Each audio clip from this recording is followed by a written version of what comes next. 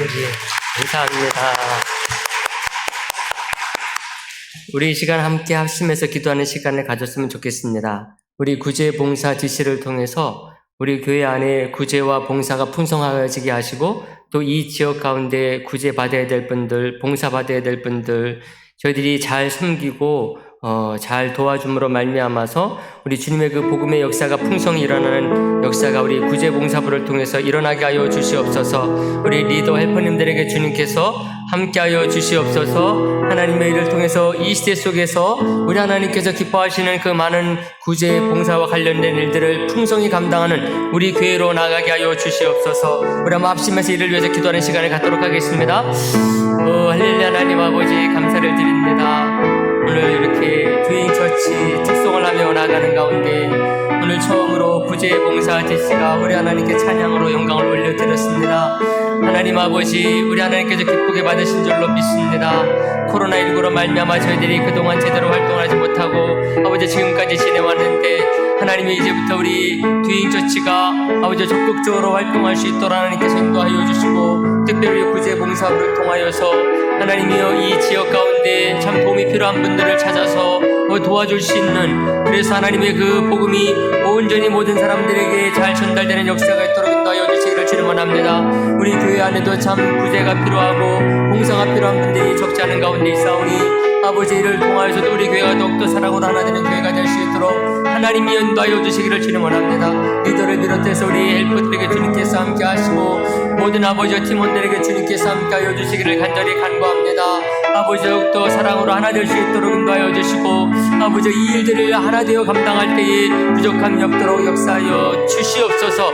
주님께 하나님까지 모든 것을 믿고 맡기는 가운데 아버지가 주신 사명을 잘 감당하는 우리 구제봉사 DC가 될 수 있도록 하나님이여 인도하여 주시옵소서. 예수님의 이름으로 기도하옵나이다. 아멘. 할렐루야. 네, 오늘 잔치국수 맛있게 드셨죠?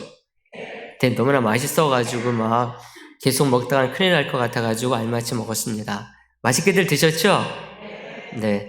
누구 잔치만 딱 하면 되는데 네, 신랑 신부만 있으면 같이 그냥 결혼시켜버리면 좋겠다 싶은데 잔치국수부터 먼저 먹었습니다. 네. 오늘은 시작을 하면서요 세례 요한과 관련된 성질을 먼저 순례를 좀 하고자 합니다. 지난 시간에 1년차 마지막 사역으로 가버나움 세간에 있던 마태를 제자로 부르셨다라는 말씀을 살펴보면서 마쳤습니다. 그래서 특히 그 갈릴리 북쪽에 있는 중요한 예수님의 사역의 세 개의 마을을 우리가 살펴봤었어요. 가버나움, 또 하나가 벳세다, 고라신. 이 세 마을을 우리가 살펴봤는데 여러분들이 지도에 다 표시했는지 모르겠어요. 지난번에요. 다 표시하셨죠?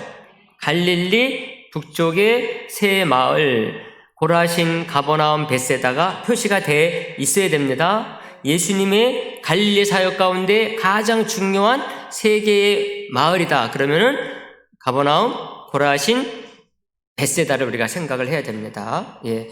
이것을 우리가 지난 주일에 살펴본 바 있었고요.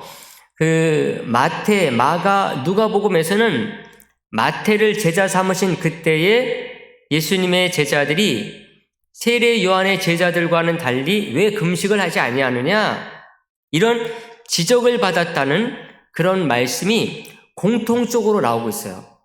여러분들이 이제 나중에 마태복음, 마가복음, 누가복음을 읽으실 때 발견하실 수가 있을 것입니다. 그리고 지금이라도 여러분들이 펼쳐보게 되면은 예수님께서 마태를 제자 삼으시는 그 말씀과 함께 그 뒤에 따라서 나오는 말씀들이 뭔가 하면은 왜 예수님의 제자들은 세례 요한의 제자들처럼 금식하지 않느냐 이런 지적을 받은 것에 대해서 예수님께서 대답하시는 말씀이 딱 나와요. 예수님께서 뭐라고 대답하시는가 하면은 혼인집 손님들이 신랑과 함께 있을 때에 금식하는 법이 없다 이렇게 딱 말씀을 하세요. 그러면서 새 포도주는 낡은 가죽 부대에 넣어서는 안 되고 새 부대에 담아야 된다 그러시면서 예수님이 바로 우리의 신랑으로 오셨고 새 부대에 담아야 될 새 포도주 있음을 알게 해주십니다. 이 마태 같은 경우는요, 이때에 찾아와서 항의했던 사람들이 누구냐? 세례 요한의 제자들이었다 이렇게 말을 해요.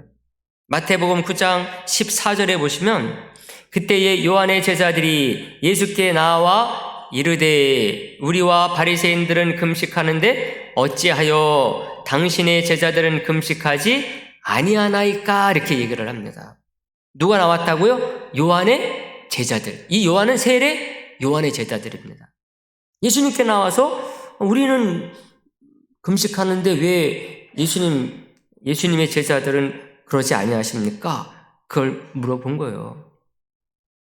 오늘은 그래서 예수님 공생의 사역 가운데 초기에 중요하게 등장했던 세례 요한과 관련된 성질을 순례하려고 합니다.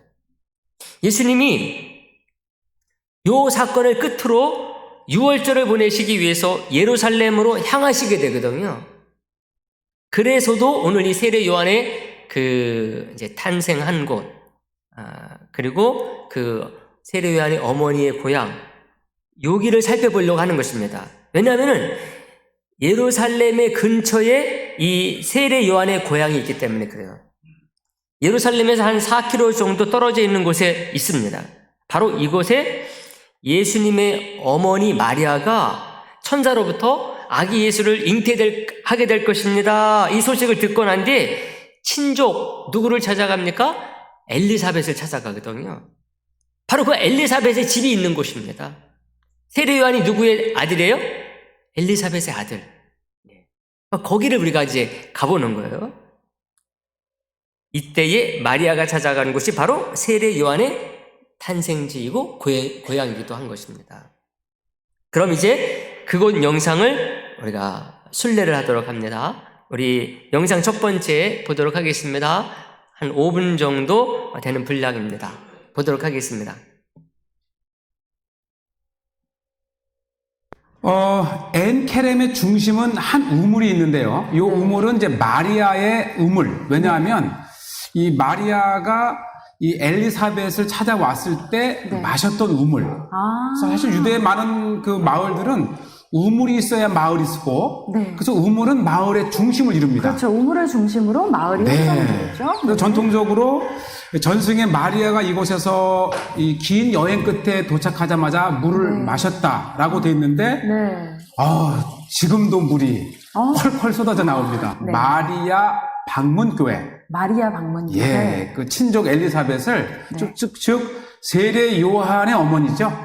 그래서 이곳에 와서 이제 기록한 엔케렘의 바로 그 장소입니다. 그렇군요. 자, 보시면 아주 교회가 운치가 있어요. 네, 참 분위기가 있네요. 그리고 들어가면 저 정면에 이제 나귀를 타고 이렇게 마리아께서 이 엘리사벳을 찾아오는 모습. 요거죠, 요게. 이게 엘리사벳과 마리아를 형상화. 누가 누군지 모르지만 이제 배가 좀 더 나온 게 엘리사벳이고 그렇죠, 덜 나온 것이 마리아고, 특히 벽면에는 이 마리아의 찬가가 있어요.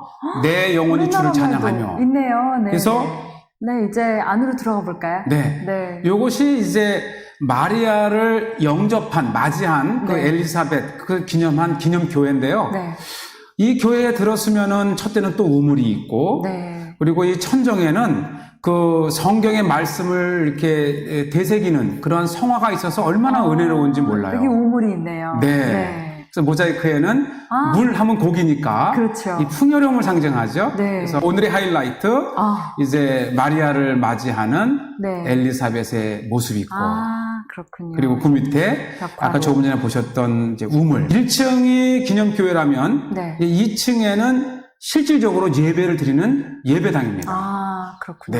올라가는 중간에 이렇게 참 마음에 감동을 줄 만한 이런 이렇게 예수님의 모습도 있고, 그래서 실질적으로 2층에서는 많은 순례객들이 와서 막 찬양, 예배 이렇게 할 수 있는 곳이고요.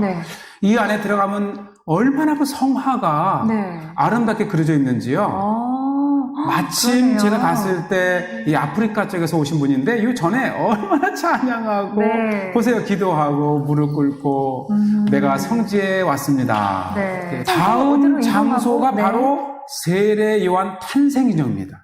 탄생기념교. 요한의 탄생기념교회. 예, 이제 네. 엘리사벳이 임신한 후에 네. 이곳에서 이제 그 세례 요한을 이렇게 네. 낳게 되죠. 예. 그래서 이것도 많이 찾아요. 이 길목에는 이제 네. 다양한 뭐 이렇게 커피숍도 있고 네. 또 이거는 어떤 신발인가요? 이게 이제 팔레스타인의 전통 샌들이에요. 아마 예수님도 이러한. 이런 비슷한 모양의. 그래서 여름에 먼 신발을 거리를 걸어서 방문을 하면 네. 이 물로 이제 발을 닦아주는. 물로 닦기가 또 용이하게 되어 있네요. 그렇죠, 네. 그렇죠. 또 먼지가 있고. 네. 바로 이것이 이제 세례 요한 탄생 기념교를 들어가는데요. 네, 이것이 바로 이제 세례 요한 네. 세인트 이제 탄생 지점인데 네. 보시죠. 벽에는 타일로 아름답게 장식이 되어 있고 네. 또 세례 요한을 연상시킬 만한 많은 성화, 조각 이것이 이렇게 되어 있고요. 네. 제가 세례 요한 탄생교회를 설명할 때 만약에 베들레헴의 예수님 탄생교회를 보지 못했다면 네. 여기를 와라. 왜냐하면 그 탄생 지점을 기념하는 게 네. 두 개가 비슷합니다. 그래요? 자, 이제 요한의 세례 요한의 탄생지로 가겠는데 바로 요 장소입니다. 바로 요 지점이 예. 그 탄생 지점이라고 하는. 아마 고대에는 이 네. 자연적인 동굴 자체가 집이었나 봐요. 네. 그래서 이곳에서 이제 엘리사벳이 요한을 낳게 되고 네. 이 천정에는 이것이 자연적인 동굴 집이었다는 것을 보여주기 위해서 오리지널 이 동굴의 그 모습 그대로를 네. 이렇게 간직하고 있고 네. 쭉 내려와 보면 이제 저 가운데에 네. 이 지점이 이제 탄생 지점이다 이렇게 표시가 되어 있고 네. 지금 보시는 대로 이쭉 그 벽면에는 여러 이렇게 샤갈의 모습이라든지 세례 요한에 앉는 모습이라든지 네. 또 이 주변 사람들의 어떤 그런 모습들을 이게 그걸 자세히 보게 되면 막 이렇게 성경 이야기가 네. 떠오를 만한 그러한 여지점이죠. 바로 여기군요. 참 세례 요한이 태어났다고 하는 탄생 지점이라고. 네. 근데 예수님은 별 모양으로 그렇죠. 되어 있는데. 그래서 네. 예수님은 은이라면 여기는 대리석이고 네. 또 예수님이 별 모양이 되어 있다면 이곳에서는 이제 이 횃불 모양. 횃불 모양이군요. 참 나름대로의 네. 모습을 이렇게 각인시켰고 네. 자 보시죠. 세례 요한 하게 되면 아무래도 예수님에게 세례를 베푼 그래서 이런 네. 성화가 붙어 있고요. 네. 자, 이제 밖으로 나왔어요. 네, 여기까지 봤습니다. 세례 요한의 탄생지 그럴싸하죠. 우리가 성지를 볼 때는 항상 그 지하 맨 밑에를 잘 봐야 됩니다. 그 위의 것들은 나중에 이제 2000년 예수님께서 태어나시고 그 이후에 많은 사람들이 신앙생활하는 가운데 열심히 믿는 분들이 거기에다 교회를 세워 놨기 때문에 그렇습니다. 비잔틴 시대 때에 많은 사람들이 성지를 잘 꾸미려고 노력을 했어요. 그러다 보니까는 그런 이제 그 지하에 원래 있었던 그 위에다가 그런 기념 교회들을 세운 것입니다. 아까도 보니까 그 안에 그 동굴이 있었죠. 그게 바로 이제 2000년 전에 원래 그 세례 요한의 어머니 엘리사벳과 같은 그런 분들이 살던 곳이었다 생각을 하게 되면 됩니다. 그리고 이제 그 이후에 몇백 년 지나고 나서 이제 기독교가 로마 제국에 의해서 받아들여지고 나서부터 자유롭게 신앙생활을 할 수 있었을 때에 그 뜨겁게 신앙생활을 하는 사람들이 그런 위에다가 이제 그런 기념교회를 세운 거죠. 그리고 또 중요하게 이제 그 성지를 잘 관리했던 사람들이 또 나중에 그 십자군 시대 때 그 시대 때 신앙인들이 또 성지를 또 지극정성으로 또 잘 관리를 해가지고 그 위에다 또 건물들을 세우는 그런 이제 일들이 생겼기 때문에 우리들이 이것을 볼 때마다 그 위에 건물이 없었으면 하는 생각도 들지만 그런 신앙을 가지고서 이렇게 열심으로 성지를 잘 관리하려고 노력을 했구나 하는 그런 것을 우리들이 좀 생각을 하면서 보게 되면은 또 은혜가 되지 않을까 그런 생각이 듭니다. 오늘 우리가 이렇게 이제 시작을 하면서부터 예루살렘 가까이에 있는 이 성지를 방문하게 된 이유는요, 지난주를 끝으로 해서 예수님이 1년차 사역을 마쳤기 때문에 그렇습니다. 보통 예수님께서 1년차, 2년차, 3년차 사역하신다 그러면은 6월절을 중심으로 해서 이제 1년, 2년, 3년 이렇게 본다고 생각을 하면 되겠습니다. 그러면은 예수님은 두 번째 유월절이 다가오니까요, 갈릴리에서부터 예루살렘으로 올라오시는 거예요. 예루살렘에 가서 유월절을 지키기 위해서 그런 거죠. 이스라엘 사람들은 유월절이거나 또 장막절, 또 맥주절 같은 경우가 되면은 많은 사람들이 예루살렘으로 그 절기를 지키기 위해서 옵니다. 그러니까 예수님도 이제 두 번째 유월절이 다가오자 제자들과 함께 예루살렘으로 가시는 거죠. 성경은 이때에 갈릴리에서 예루살렘에 오시면서요, 중간에 어떤 일이 있었느냐, 이것을 말하지 않아요. 갈릴리에서부터 예루살렘까지 이렇게 오시게 되면은 그 길이 100km 이상이 되거든요. 100km 이상 오는 동안에 어떤 마을도 들리셨을지 가죠. 그죠? 들리시면서도 병자가 있으면 병자를 치료했을 것도 같죠. 그런데 이 두 번째 유월절이 다가왔을 때에 갈릴리에서부터 예루살렘에 오는 동안 다른 일이 있었다라고 하는 것을 성경은 기록하지 않고 있습니다.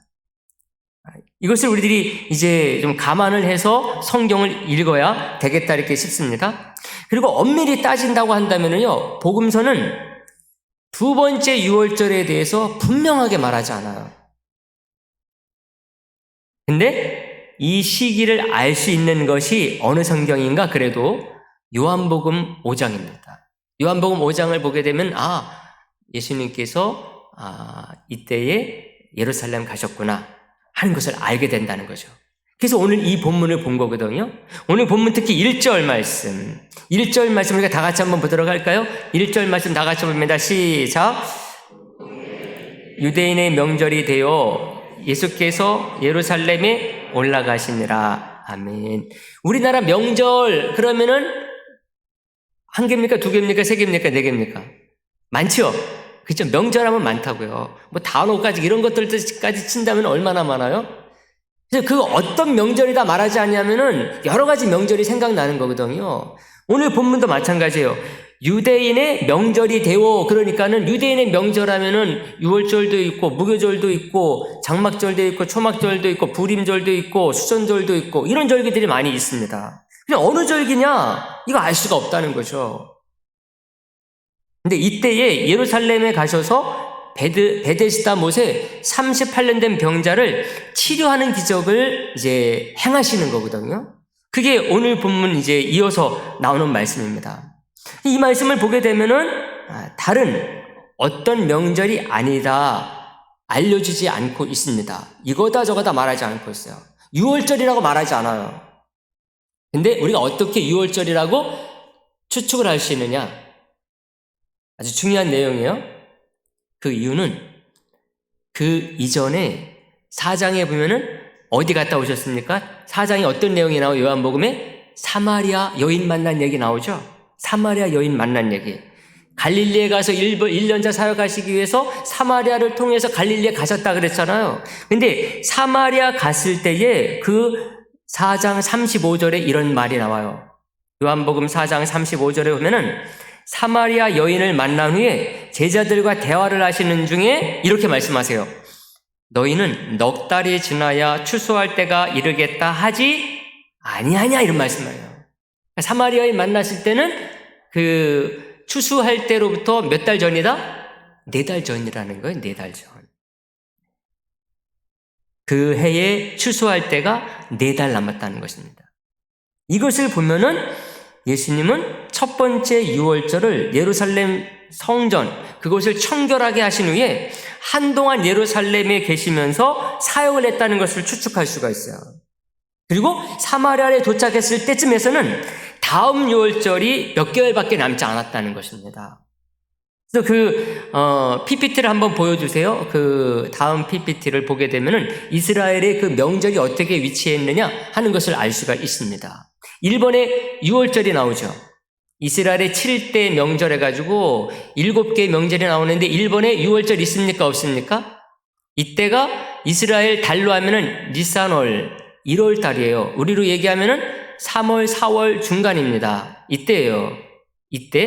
이때부터 이제 한 달 정도 후에 이스라엘 땅에서는 중요한 추수를 합니다.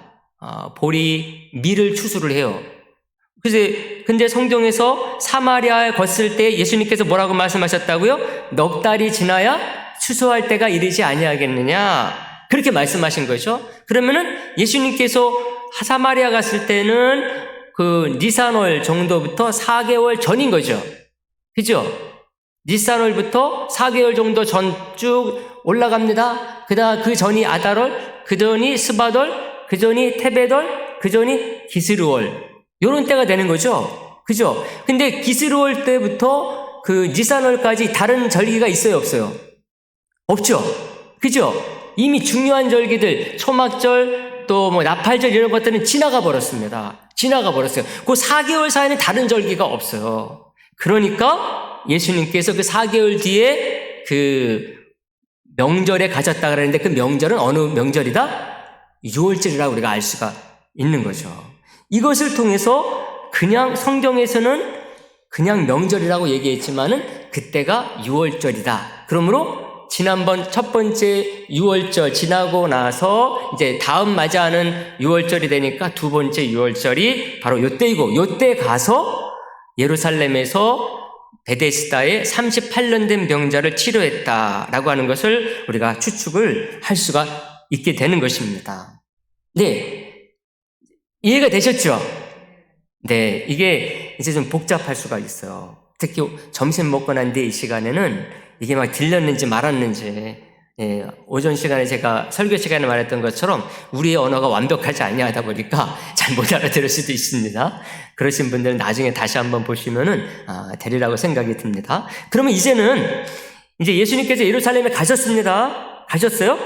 베데스다 못 38년 된 병자를 치료하신 베데스다 그 못을 순례하도록 하겠습니다. 가보겠습니다. 베데스다 못은요, 예루살렘 성 북쪽에 있는 연못이에요. 연못입니다. 오늘날은 그곳이 예루살렘 성 안에 들어가 있어요. 오늘날은요. 예루살렘 성을 이제 담을 쌓았거든요. 그 성 안에 베데스다 못이 있어요. 오늘날은. 그러나 예수님 때, 예수님께서 그곳 가가지고 38년 된 병자를 치료하셨을 그때는 베데스다는 예루살렘 성 밖에 있었습니다. 이걸 우리가 잘 구분을 해야 돼요. 근데 오늘 본문 첫째로면은 이곳이 어느 문 곁에 있었다고 말합니까? 양문 곁에 있었다고 말을 해주고 있어요. 그러면은 양문 곁이긴 하지만은 그 문 밖에 있다는 거죠. 그렇죠? 오늘날은 그 양문 안에 있어요. 베데스다 못이. 그날 예수님 때는 그 양문 밖에 있었다는 것을 우리 생각을 하면서 우리가 말씀을 봐야 되겠고, 또 오늘 그 영상을 볼 때에 그거를 우리가 생각하면서 볼 수가 있어야 되겠습니다. 그래서 이 베데스다 못이 뭐 했던 곳이냐? 뭐 하는데 이 베데스다 못이 필요했느냐? 사람들은 양문 곁에 있는 것을 보게 되면 이곳에서 제사를 드리기 위해서 양들을 가져오게 되면 그 양들을 깨끗이 씻는 곳이었다. 이렇게 보는 분들이 있어요. 말이 그럴듯하죠? 그죠? 그 이스라엘 백성들이 이제 집에서 기르던 양 중에 최고로 좋은 양을 몰고 옵니다. 몰고 와요? 몰고 오게 되면 오는 동안은 깨끗하겠어요? 안 깨끗하겠어요? 안 깨끗하죠. 그러니까 일단 잡기 전에 깨끗이 씻어야 될 필요가 있으니까 씻는데 어디서 씻느냐? 이게 예루살렘 성에는 그 자체에서 나오는 샘이 있었다 그랬어요? 없었다 그랬어요? 없다고 그랬잖아. 없기 때문에 그것을 파가지고 만들 수 없어가지고 물을 모아두는 베데스다 못을 만들었지 않느냐? 그래서 여기에서 양들을 씻겨서 이제 제사 드리기 위해서 그 양문으로 들어가서 양을 잡아가지고 하나님 앞에 드렸다. 이렇게 보는 거죠. 그래서 우리가 그 베데스다 못, 예수님께서 38년 된 병자를 치료했었던 베데스다 못을 우리가 한번 순례를 하도록 하겠습니다. 보여주세요. 베데스다 못은 성경에 한 번밖에 나오지 않았지만 예수님께서 38년 된 환자를 고쳐주신 기적의 현장이었습니다. 이곳이 어떤 곳일까요? 먼저 이곳은 성전산 북쪽 지역에 있었습니다. 그리고 이곳은 일종의 저수조였습니다. 물을 가둬두던 곳이었습니다.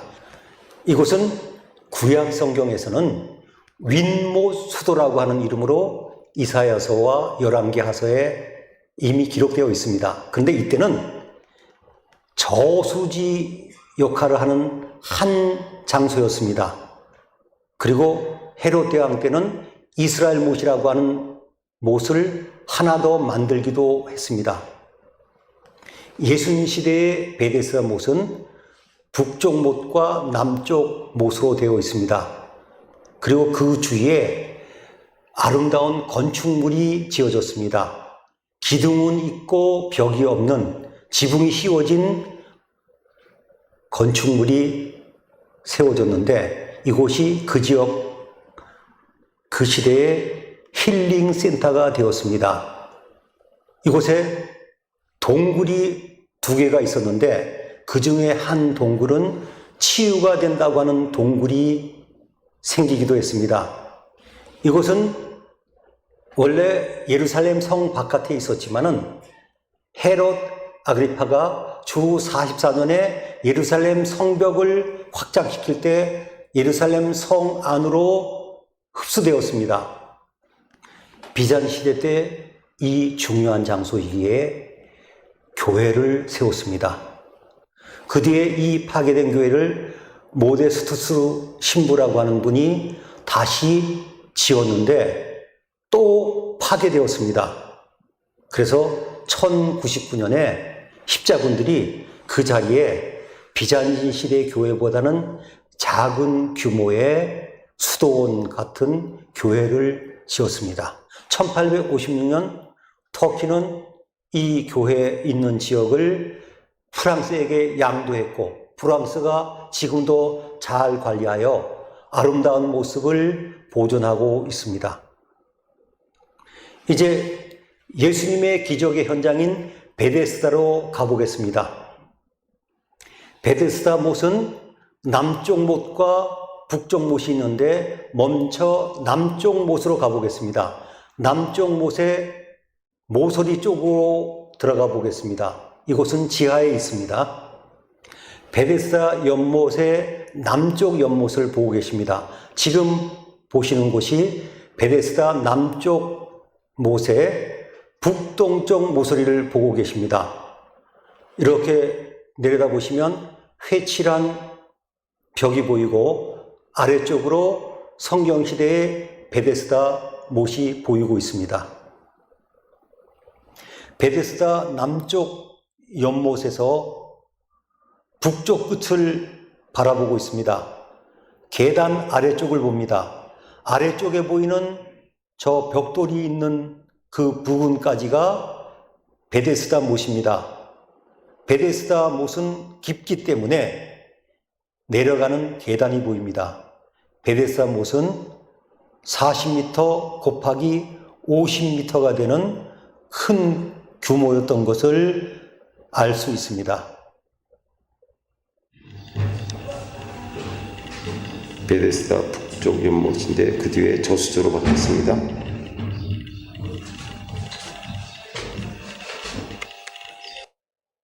지금 보이는 곳이 비잔틴 시대의 교회 모습입니다. 비잔틴 교회의 기둥들이 보이고 있습니다.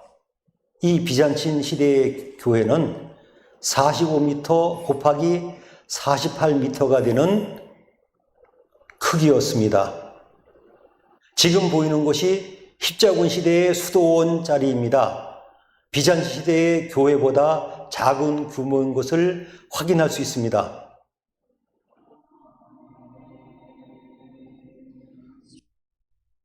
네, 보셨죠? 그 옆에 그림, 그 옛날 예수님 시대 때의 베데스다 연못을 복원해온 그 그림을 여러분들이 보셨죠?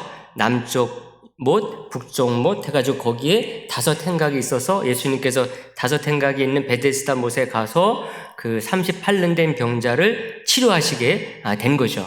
근데 그것은 그 그림에서 보게 되면은 그 이후에 비잔틴 시대 또 십자군 시대 때의 건물들을 그 위에 지어놨기 때문에 원래의 예수님께서 그 가셔가지고 38년 된 병자를 치료했었던 그 베데스다 연못의 5 행각, 그것은 그 밑에 있는 거죠. 밑에 있어가지고 그 밑으로 걸어서 내려가서 그 하나하나를 보지 아니하면은 예수님 당시에 그 베데스다 연못을 확인하기가 쉽지가 않은 것입니다. 그 위의 것들은 그 이후에 이제 기독교 2000년 역사 가운데 세워진 것이라고 할 수가 있습니다. 그래서 이번에는 그 베데스다 못을 겉에서 찍은 영상을 우리가 봤다고 한다면은 이번에는 좀 가까이 가서 볼 수 있는 영상을 하나 더 보려고 그럽니다. 그래서 그 세 번째 영상을 보도록 하겠는데요. 다른 각도에서 베데스다 연못을 확인할 수 있는 그런 이제 영상입니다. 예수님 시대의 베데스다 그 못을 좀 더 잘 상상할 수 있는 영상입니다.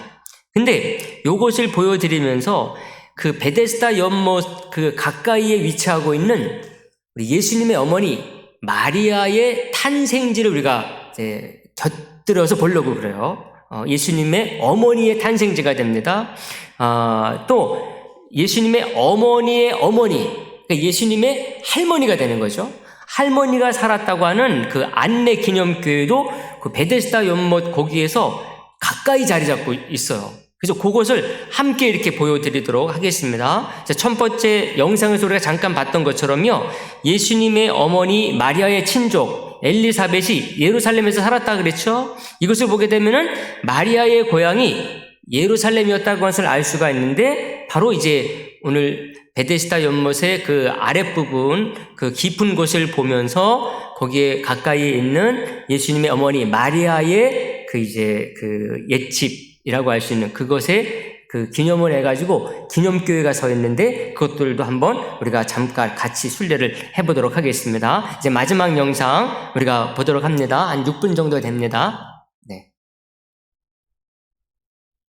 이 마리아 태어난 장소는 양문에서 들어서면 네. 이 베데스다 바로 옆에 못 미쳐서 바로 이 장소가 있는데요. 베데스다 연못과도 가까운 거리에 그렇죠. 있군요. 그 안에 같이 이렇게 이제 그 안에 있는데 가까이. 네. 이곳이 이제 예수님의 어머니 마리아가 태어났다고 하는 장소예요. 네. 근데 이제 이것이 우리 개신교에서 잘 가지 않고 네. 이게 이제 정교회 쪽에서 그렇죠. 이제 관리를 하기 때문에 잘 가진 않지만 또 네. 많은 사람들이 늘 오지 않아서 잠겨 있습니다. 잠겨 있네요. 그래서 우리가 들어가진 않았지만 네. 기억하세요. 네. 베데스다 연못 바로 옆에 네. 이 마리아 예수님의 어머니 네. 마리아의 탄생 장소가 있다는 것 한번 잠깐 네. 스쳐가듯 제가 소개를 네. 합니다. 가면서 잠시 들렀다가 이렇게 둘러보고 박사님이 하셨던 것처럼 가도 네. 괜찮겠네요. 우리가 네. 이 순례라고 하는 것이 네. 성경 말씀을 이렇게 되짚어보고 그렇죠. 떠올려보는 거잖아요. 네. 그래서 실제 했던 예수님의 어머니 마리아가 태어난 장소가 또 이렇게 네. 많은 사람들이 오진 않지만 한 종파에서 기념하고 있구나. 네. 네, 지금은 또 다른 장소로 이동을 하신 것 같아요. 네, 네. 바로 이곳이 그 유명한 베데스다입니다. 여기가 베데스다군요. 이 요한복음 5장에 보면 예. 양문곁 베데스다. 네. 그 양문을 들어서서 뭐 한 50여 미터 정도 오면 네. 이렇게 연못이 아직도 남아 있어요. 그렇군요. 그래서 이 5 행각이 있을 정도로 큰 규모였는데 네. 이제 개성 이제 38년 된 병자를 네. 고친 것 아닙니까? 그래서 수세기를 거쳐서 비잔틴 시대, 지금도 1600-700년 전에 네. 교회를 졌고 십자군 시대에 졌고 또 네. 계속 이렇게 해서 건물로 한때 있었지만은 네. 건물 아래 기조로 내려가면 네. 저렇게 연못, 이게 다 연못 그 한때다 연못이었었죠. 아마 조금 전에 물을 보았잖아요. 와. 그 물이 남아있는 연못이고. 이거는 연못이었지만 네. 지금은 이제 뭐 사실 우리 기도자 이 교회로서는 연못 진짜 물보다는 네. 이곳에 예. 교회를 지어서 예배하는 것이 더 네. 중요했기 때문에 네. 수세기를 거쳐서 다양한 건물이 있고 또 무너지면 또 짓고 했지만은 네. 어쨌든 이 건물이 있는 이곳은 바로 베데스다 연못이고요. 네. 아마 제가 곧 볼 텐데 네. 조금 밑으로 내려가면 네. 물의 흔적을 있고 이곳은 이제 물을 빼내는 건데 오히려 네. 이 물이 있으면 이제 건물이 그렇죠. 이제 무너질까봐 네. 오히려 이 소방 호수를 넣어서 물을 일부러 빼냅니다. 네. 기반을 요 좀 탄탄하게 하기 위해서. 네. 이제 방금 전에 십자군 시대 때를 봤는데 이게 네. 연못이에요. 지금 마당으로 보이잖아요. 그러네요. 지금은 이제 평평한 마당으로 네. 이제 다양한 이제 건물도 짓고 행사도 하지만 네. 제가 이 거대한 마당이 한때 연못이었다는 것을 제가 좀 보여드리려고 그래요. 그래요?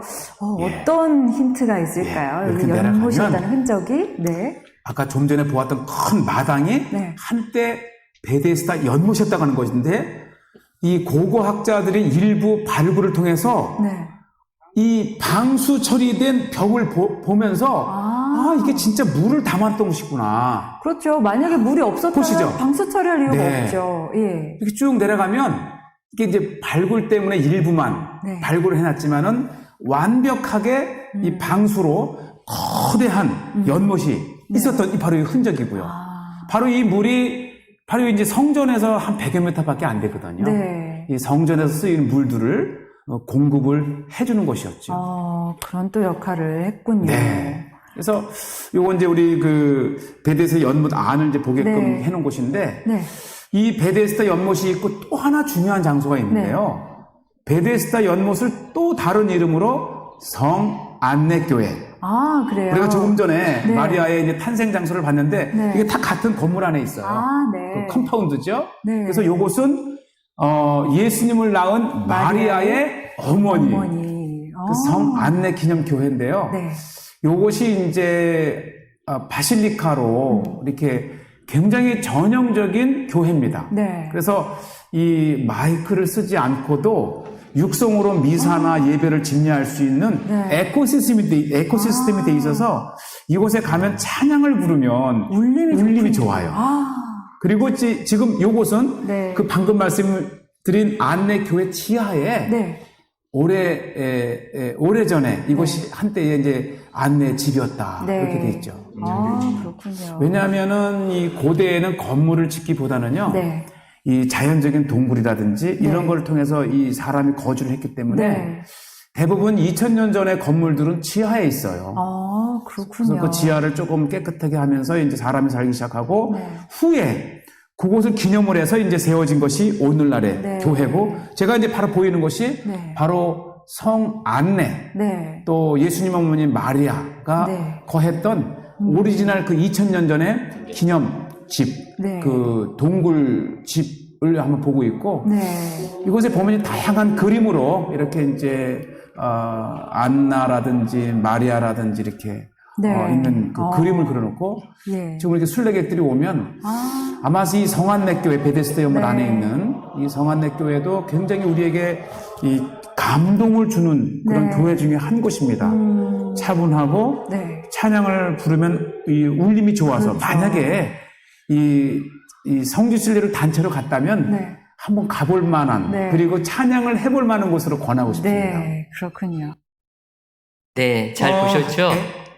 네. 저는 성지순례 갔을 때 저기는 들어가 보지는 못했어요.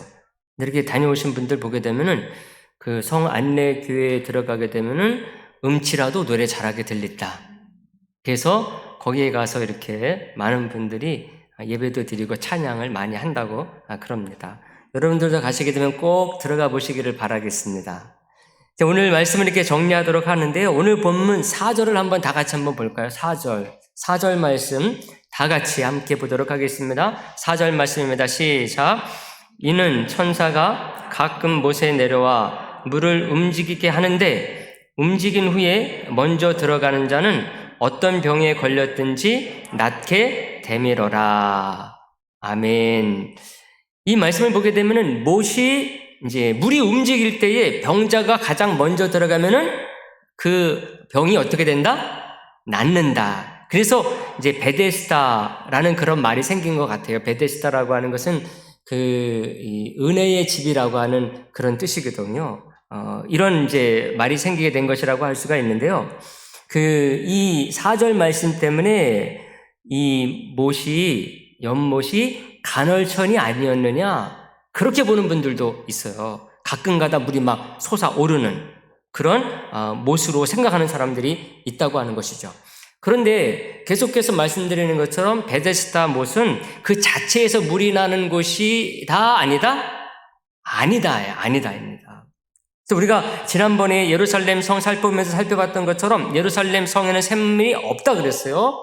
실로암 연못도 그 예루살렘 성 남쪽에 있는 무슨 샘? 기혼샘. 거기에서 물을 끌어다가 만들어진 연못이라고 말씀을 드렸습니다. 베데스다도 마찬가지예요. 물을 받아놨다가 쓰는 곳입니다. 그래서 규모도 컸던 거예요. 물이 많이 필요하니까. 그러니 이 연못이 가끔 움직였다라는 이 구절 때문에 간헐천이라고 보는 것, 이것은 이 기적의 역사가 일어났다라고 하는 것을 말씀 그대로 믿지 못하기 때문에 나온 해석일 수가 있어요.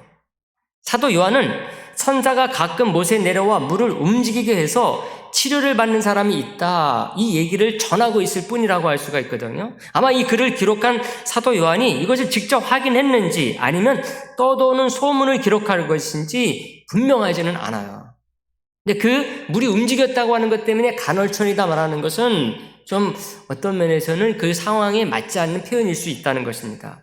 분명한 거는 뭔가 하면은, 분명한 거 하나는 예수님이 여기서 누구를 치료했다? 38년 된 병자를 치료했다는 것입니다. 즉 기적이 일어났다는 거예요. 이 사건이 중요한 거는 왜 그런가 하면요, 예수님의 2년차 사역에서부터 시작된 안식일 논쟁 때문에 그래요. 이때부터 바리새인들과 예수님이 안식일 그 논쟁이 붙습니다. 예수님이 이런 기적을 언제 행하셨다? 월요일날? 화요일날? 안식일날 행하셨다는 것입니다. 그렇게 하시면서 자신이 안식일의 주인이시다, 내가 바로 안식일의 주인이다, 이것을 알려주시면서 이 세상을 구원하러 오신 하나님의 아들이심을 증거하시기 때문에 그렇습니다. 안식일 논쟁으로 베데스다 연못 사건은요 5장 전체를 채우고 있어요. 예수님께서 38년 된 병자를 치료했다, 이 말은 앞에만 나와요. 5장이 47절로 되어 있는데 뒷부분은 뭔가 하면은 이 안식일 논쟁에 대한 것으로 채워져 있습니다. 거의가 다 이 치료를 예수님이 하필이면 왜 안식일에 했느냐, 이것 때문에 이제 주신 말씀들로 되어 있어요. 그 중심에는 안식일의 주인으로 오신 예수님이 하나님의 아들이시고 구세주로 오셨음을 증거하는 거죠. 그래서 5장 24절에 보면 이렇게 딱 말씀하세요. 내가 진실로 진실로 너희에게 이르노니 내 말을 듣고 또 나 보내신 이를 뭐하는 자는, 믿는 자는 영생을 얻었고 심판에 이르지 아니하나니 사망에서 생명으로 옮겼느니라 말씀하십니다. 이 사건이 안식일에 있었기 때문에 안식일 논쟁을 통해서 예수님께서는 자신이 누구인가를 말씀하기 시작했다. 그래서 이 베데스다 연못에서 38년 된 병자를 치료한 사건이 중요한 사건이고, 이것은 예수님의 2년차 사역, 갈릴리로 이제 가셔가지고 그 2년차 사역을 하시는 데 있어서도 중요한 내용으로 이어지는 것을 볼 수가 있습니다. 여러분, 유대인들은요 지금도 모세 율법 중에 어느 것보다도 안식일 지키는 것을 생명처럼 여깁니다. 지금도. 아울러 또 하나 중요하게 여기는 게 뭔가 하면은 음식법이에요. 코셔라고 얘기를 합니다. 이슬람 사람들은 할랄이라고 이렇게 얘기를 하고, 그들이 음식 먹는 때는 할랄 확인된 것만 먹는다 그랬잖아요. 근데 그게 원래는 이스라엘 사람들의 코셔에서 온 것이라고 할 수가 있거든요. 그래서 그 모세 율법이 많이 있지만은 그 가운데 뭐 다른 것은 좀 어겨도 뭐 어떻게 뭐 지나칠 수가 있는데, 가장 중요하게 생각하는 게 뭐냐? 안식일 지켜야 된다. 또 하나는 코셔, 음식법을 지켜야 된다는 것입니다. 근데 가장 중요한 게 안식일이에요. 근데 예수님께서 뭐를 건드렸어요? 안식일을 건드린 것입니다. 그래서 이 사건이 중요한 것이죠. 예수님은 안식일 규정 자체를 중시하지 않으셨어요. 복음을 전하고 생명을 구하는 일을 더 중요하게 생각했어요. 안식일 지키는 것보다. 그래서 안식일인데도 예수님은 38년 된 병자에게 가셔서 치료하신 것입니다. 그러므로 저와 여러분들, 우리도 이런 주님의 모습을 기억을 해서요, 항상 무엇을 더 중시해야 되는 성도가 되어야 되느냐, 우리가 이걸 잊지 말아야 돼요.